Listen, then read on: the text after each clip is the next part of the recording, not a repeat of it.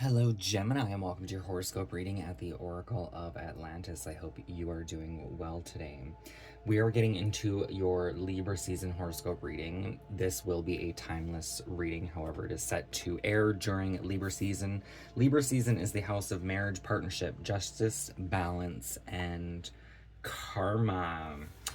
So, this reading could pertain to your relationships and the balance of your overall situation.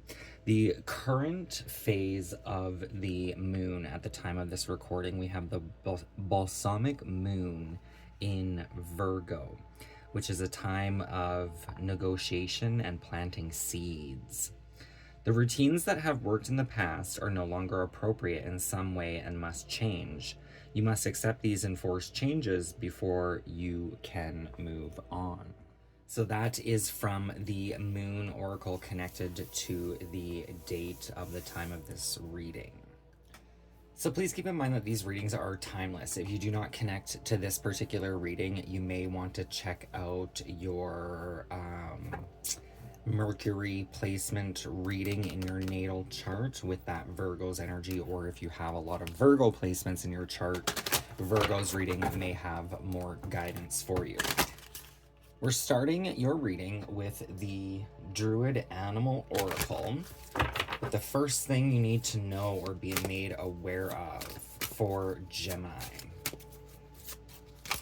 What is the opening message for the reading? We have the cow. Can't remember. I want to say a Highland cow is what they are. Can also be connected to the Empress's energy, fertility, abundance, nature, the cow or the bow, nourishment, motherhood, the goddess. The card shows a Highland cow placidly standing beside the peaceful waters of a Scottish loch. In the foreground, we see cowberry, cranberry, and cowslip, and to the right, milkwort, field gentian. Cow opens us up to an awareness of the goddess. Her generosity, healing, and nourishing power is present all around you, in your friends and children, in your food and drink, in your dreams, and particularly in the natural world that you are blessed to live in. She brings protection from all harmful influences, and by attuning to her presence, you can gain the inestimable benefit of deep and peaceful sleep. By opening yourself to cow and to her sacred quality as a manifestation of the goddess on earth, you will be connecting to the perpetual stream of nourishing energy that flows from the goddess to each one of us. To experience this, there is nothing you need to do. I can't remember, is the Empress? The Empress might actually be connected to Virgo's energy. If it's not Virgo, it's Taurus. Well, would you look at that? So the Empress is connected to Taurus and Libra, so this being Libra season, and Taurus is represented by the bull here, which is, oh, that's strange. Taurus can be connected to our personal values and self-worth, which then can be mimicked or reflected within our relationships as well. So that kind of goes hand in hand. The underlying energy, ooh, you have the horse. Grace, strength, freedom. It's actually the card that comes right out after the cow. The horse, or each, is the Gaelic term. The goddess, the land, travel. Look at that. You have the goddess showing up twice. The spirit of each calls us to journey, to travel. This may manifest itself as a desire to travel in the physical world, or we may be drawn to voyaging in the inner realms. 122. Twos can be again connected to that Taurus's house of personal values and self-worth. 2 plus 2 is a 4, which is actually Cancer's energy, and in the Celtic zodiac is actually represented by the horse. But Cancer can be connected to home, family, upbringing, the heart and soul, kind of the inner child, those inner realms as it was speaking of. She brings us energy and speed and connects us to the power of both the land and the sun. The horse goddess is patroness of the complete life cycle of birth, death, the afterlife, and rebirth. By working with the spirit of each, which is the horse. We will grow to feel comfortable with every aspect of the life cycle, knowing that the goddess protects and guides us through each of its stages. It's kind of giving me a bit of a Hecate energy. So Hecate is the Greek goddess of past, present, and future, but she usually shows up when there's a fork in the road to aid and assist in some form or aspect. So let's get into the learning tarot cards to see the surrounding energies that are either helping or hindering the balance for you at this time. The surrounding energies for Gemini at this time that are either helping or disrupting the balance. What are the energies in Gemini's orbit here? We do have the Nine of Cups with fulfillment. Jupiter and Pisces with the sacral chakra. So you might want to work with the sacral chakra a bit. I actually have music for the sacral chakra playing in the background. I don't know if you can hear it. But we have Jupiter, which is connected to faith, and Pisces, which can be connected to dreams, fantasies, addictions, psychicism. But the Nine of Cups does represent emotional fulfillment, wishes coming true, realizing dreams, happiness, cheerfulness, joy, positivity, optimism, satisfaction, and success. Abundance, prosperity, achievements, rewards, confidence, high self-esteem, and triumph with that fulfillment. Then you have the Seven of Wands. There may be a bit of a defensive energy surrounding you at this time. A need to stand your ground. We have the solar plexus with the Mars in Leo. This could be a male Leo here that's around you at this time that may be in a bit of conflict. That's not going to apply to everyone. Standing up for beliefs, fighting your corner, protective, defensive, determined, challenging, opposing, stamina, holding your own, taking the high road, maintaining control, and territorially assertive.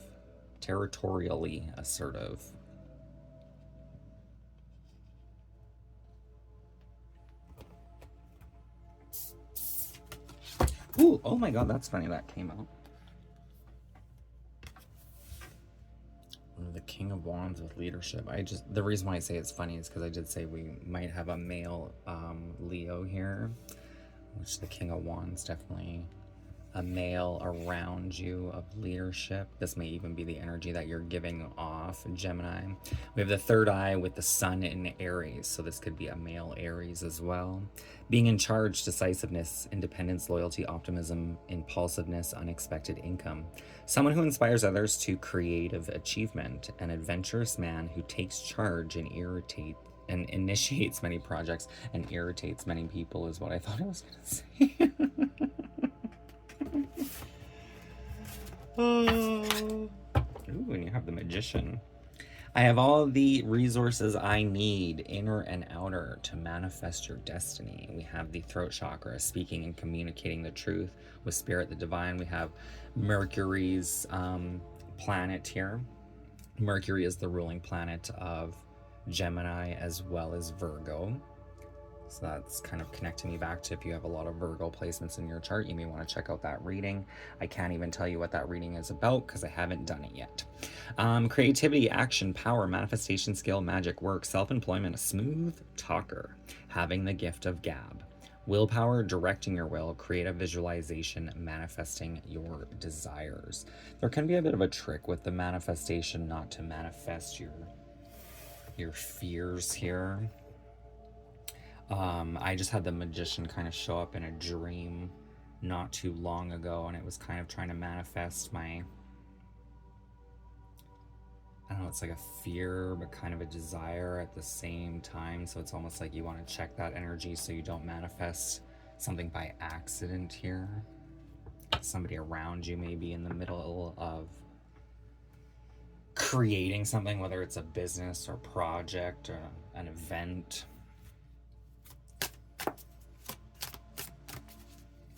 The Magician has all the tools needed to manifest things, but being careful of what we're manifesting. And I was getting the energy. It's almost like you're the Nine of Cups here, Gemini, with this kind of emotional fulfillment. But then there's two kind of fiery signs around you. two males that may have fire zodiac signs that may be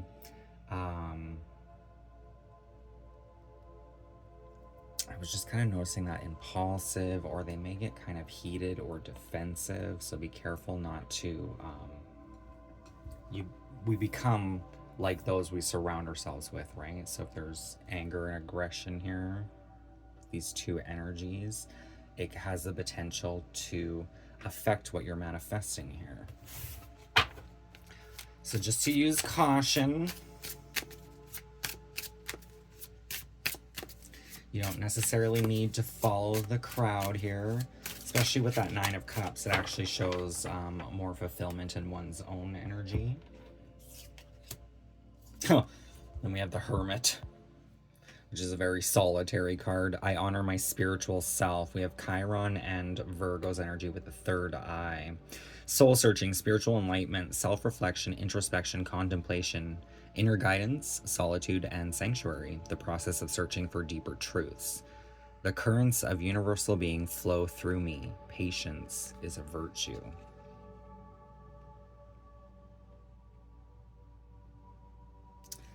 So this could even be, these could be all opposing kind of energies, right?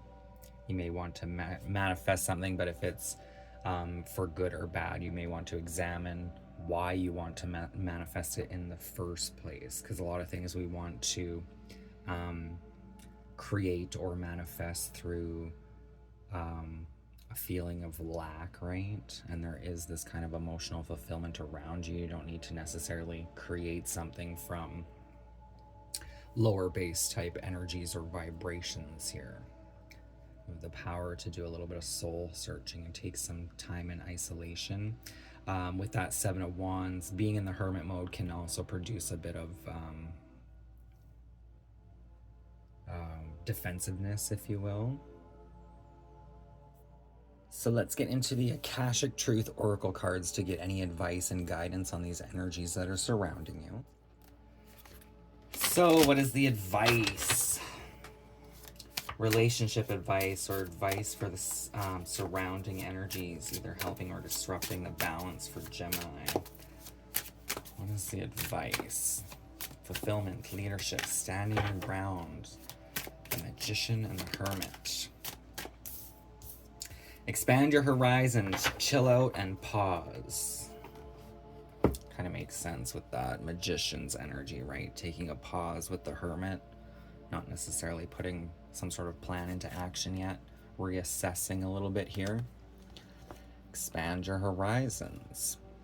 First, focus on the positive changes occurring due to your efforts. Then expand your horizons and permit yourself to try something new. So many positive shifts are in store for you. The world around you is changing in favor of your intentions.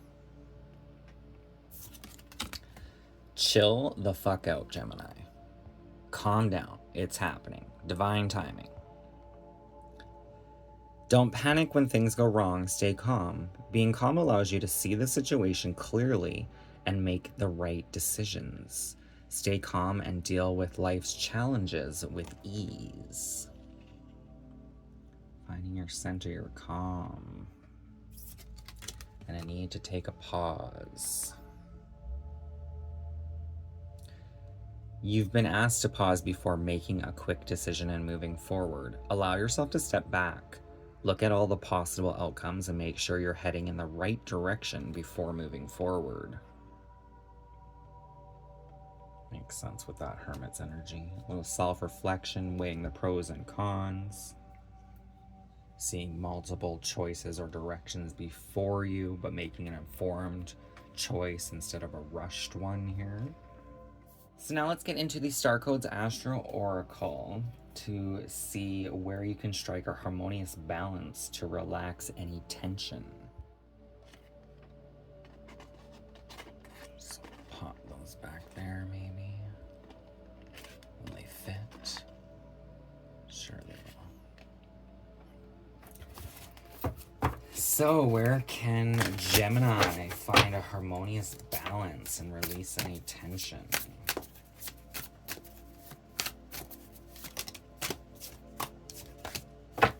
We have the 8th house of mystery. So the 8th house is ruled by Pluto, life, death, rebirth, which did come out. Was it the cow? I think it was the horse, wasn't it? You also have a solar calm with clarify.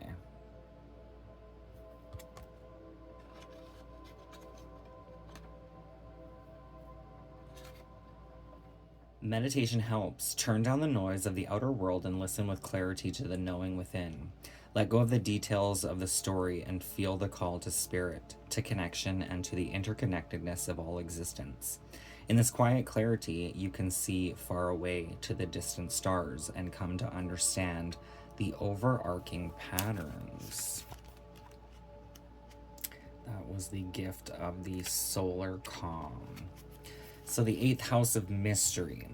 If your chart were a village map, the 8th house would be on the corner of the red light district next to the mortuary and a savings and loan bank. It is a private house where we deal with things we don't talk about in public: sex, death, debts, loans, psychic phenomenon. Here we deal with other people's resources and how they are exchanged, money, bodies, thoughts, and work, and how we inherit goods and attitudes. This house can feel uncomfortable, but it's a place where we can transform. The action to take. Assess the power dynamics between you and other people around important resources like sex, money, and inheritances. Notice if a relative or boss withholds money until you behave, or if you or a lover withholds sex until some other need is met. Just get clear in your own mind if anyone is pulling strings and try to heal dysfunctional dynamics with clear and healthy boundaries. Seduce honestly.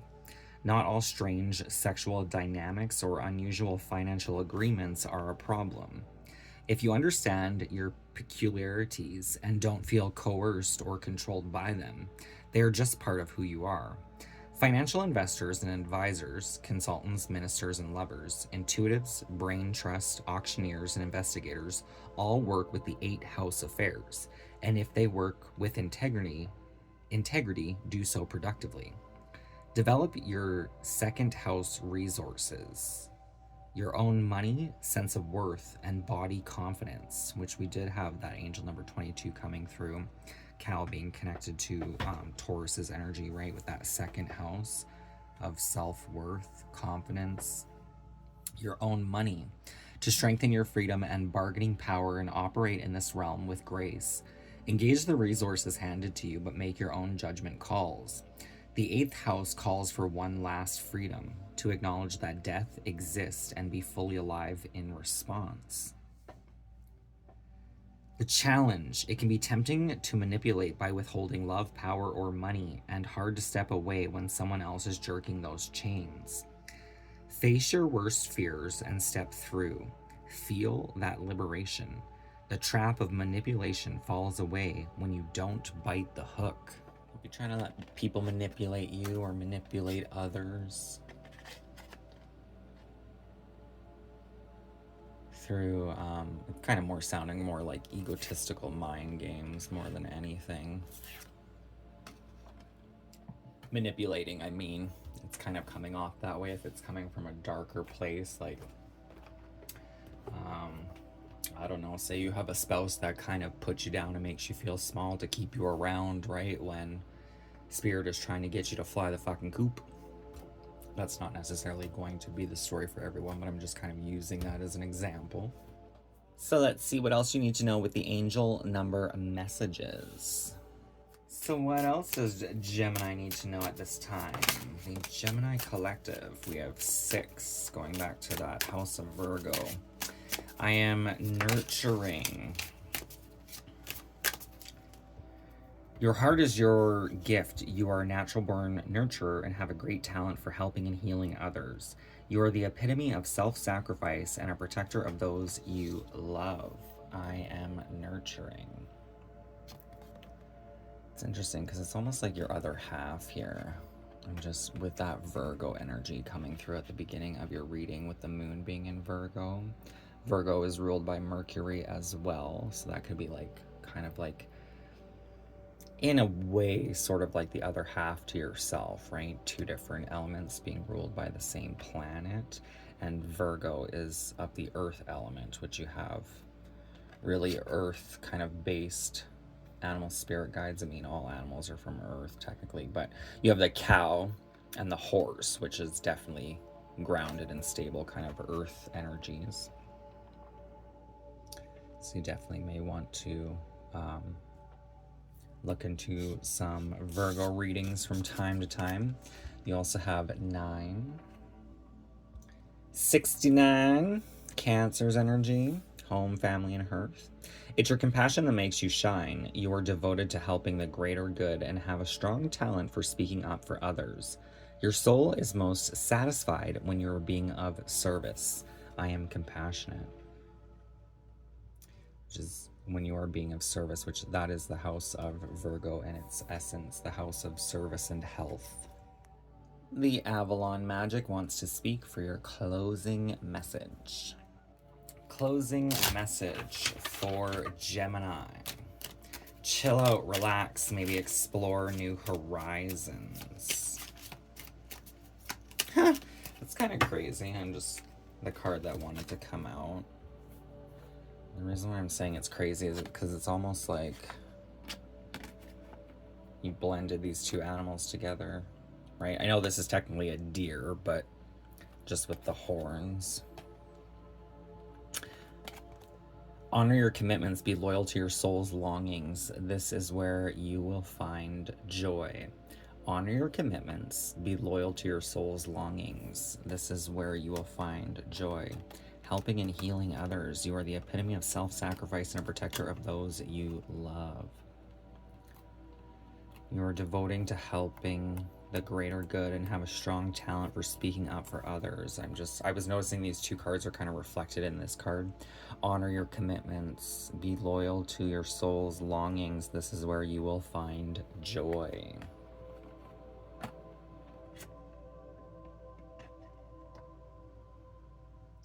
So there you have it, Gemini. I hope this reading resonates. All of the decks I have used in your reading, as well as my Instagram and PayPal links, will all be in the description box below.